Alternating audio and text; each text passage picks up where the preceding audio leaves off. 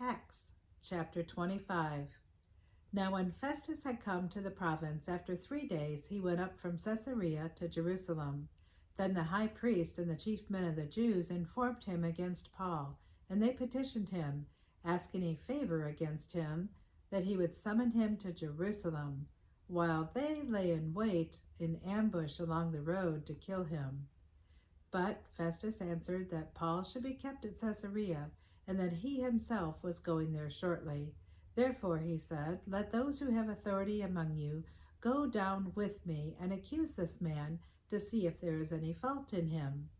And when he had remained among them more than 10 days, he went down to Caesarea.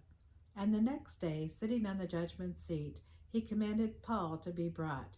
When he had come, the Jews who had come down from Jerusalem stood about and laid many serious complaints against Paul, which they could not prove, while he answered for himself, neither against the law of the Jews, nor against the temple, nor against Caesar have I offended in anything at all.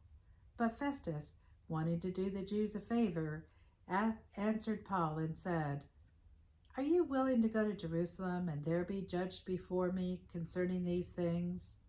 So Paul said, I stand at Caesar's judgment seat, where I ought to be judged. To the Jews I've done no wrong, as you very well know. For if I'm an offender or have committed anything deserving of death, I do not object to dying. But if there is nothing in these things of which these men accuse me, no one can deliver me to them. I appeal to Caesar.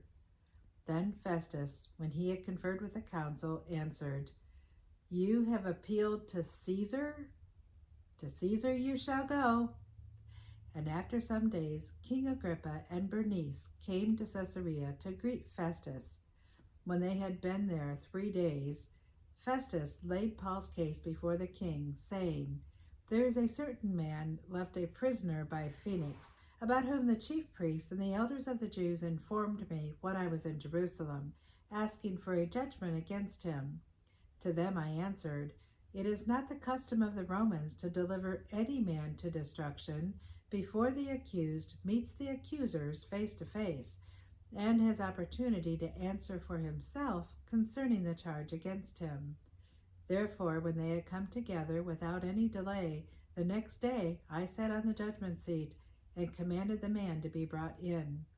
When the accusers stood up, they brought no accusation against him of such things as I supposed, but had some questions against him about their own religion and about a certain Jesus who had died, whom Paul affirmed to be alive. And because I was uncertain of such questions, I asked whether he was willing to go to Jerusalem and there be judged concerning these matters. But when Paul appealed to be reserved for the decision of Augustus, I commanded him to be kept until I could send him to Caesar. Then Agrippa said to Festus, I also would like to hear the man myself. Tomorrow, he said, you shall hear him. So the next day, when Agrippa and Bernice had come with great pomp and had entered the auditorium with the commanders and the prominent men of the city, at Festus's command, Paul was brought in. And Festus said, King Agrippa, and all the men who are here present with us, you see this man about whom the whole assembly of the Jews petitioned me, both at Jerusalem and here, crying out that he was not fit to live any longer.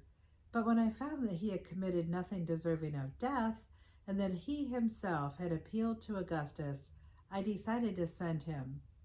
I have nothing certain to write to my lord concerning him. Therefore I have brought him out before you, and especially before you, King Agrippa, so that after the examination has taken place, I may have something to write. For it seems to me unreasonable to send a prisoner and not to specify the charges against him. God, thank you for the book of Acts.